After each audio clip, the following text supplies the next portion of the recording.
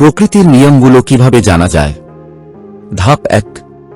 একটি নির্দিষ্ট ভরের বস্তুকে এবং দূরত্বের সাথে সেটি কিভাবে পরিবর্তিত হয় তার সমাধান কিভাবে করা হয়। সৃষ্টির আদিকাল থেকে আমরা জানি যে উপর থেকে কিছু ছেড়ে দিলে সেটি নিচে পড়বে, এবং সেটি দেখে আমরা অনুমান করতে পারি যে পৃথিবীর সবকিছুই তার জের দিকে আকর্ষণ করছে। পদার্থবিজ্ঞান যদি শুধু মাধ্যাকর্ষণ বলের অস্তিত্বের কথা ঘোষণা করে থেমে যায় তাহলে সেটি মোটেও যথেষ্ট নয়। একটি নির্দিষ্ট ভরের বস্তুকে অন্য নির্দিষ্ট ভর কতটুকু বল দিয়ে আকর্ষণ করে এবং দূরত্বের সাথে সেটি কিভাবে পরিবর্তিত হয় সেটি নিখুঁতভাবে না জানা পর্যন্ত এই জ্ঞানটুকু পূর্ণ হয় না। নিউটন মহাকর্ষ বলের সূত্র দিয়ে অত্যন্ত সঠিকভাবে প্রকৃতির এই নিয়মটি ব্যাখ্যা করেছেন।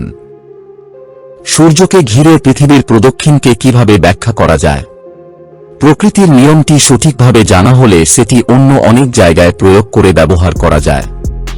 কাজেই মহাকর্ষ বলের সূত্র দিয়ে যেরকম একটি পড়ন্ত বস্তুর গতি ব্যাখ্যা করা যায়, ঠিক সেরকম সূর্যকে ঘিরে পৃথিবীর প্রদক্ষিণকেও ব্যাখ্যা করা যায়।